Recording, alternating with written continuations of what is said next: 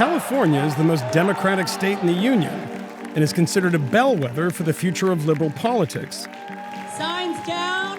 What happens in California could soon spread to the rest of the party. And family planning and the rest of that. What they're saying to women is, we are going to control.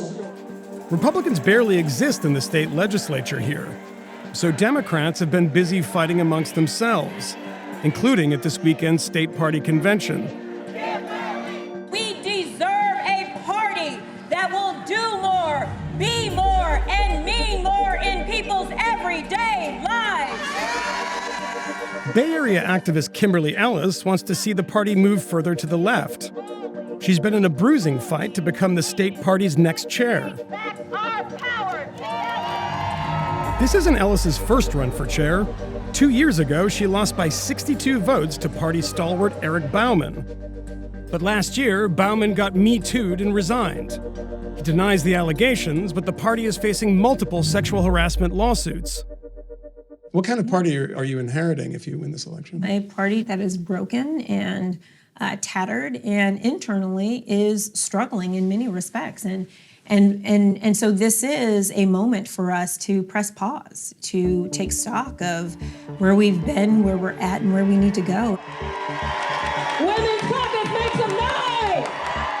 We need to address very squarely the toxic culture that has been created in this party, to get rid of the abuse, the bullying, the harassment, and the retaliation that is a cancer. It is time to root it out.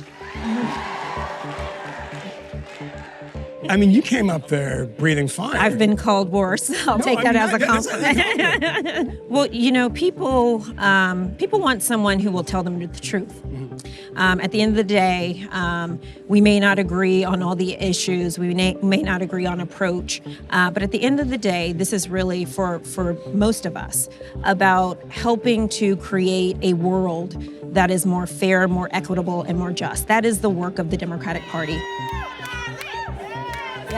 As the media has lavished attention on progressive insurgents, many Democrats worry that the party is lurching too far left, even for California.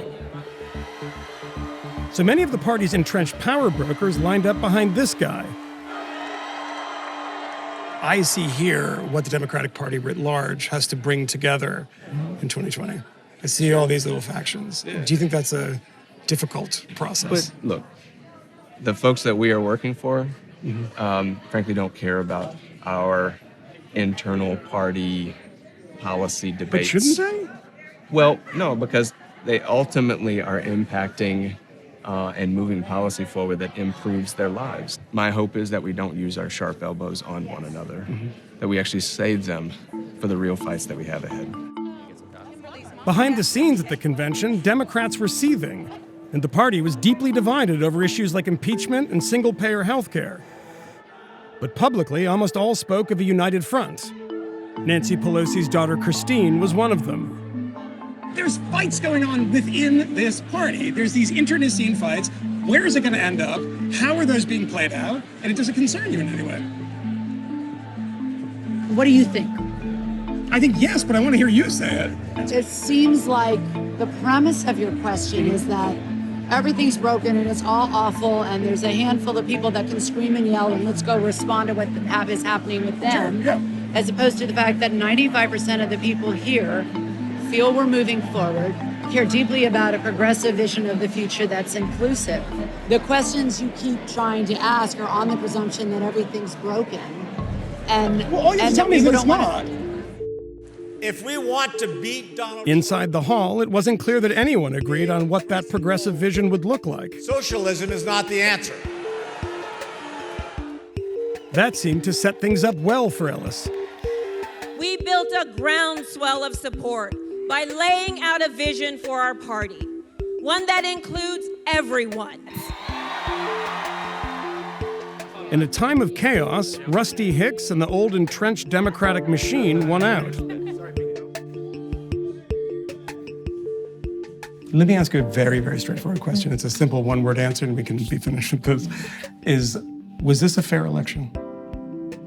No, it was not.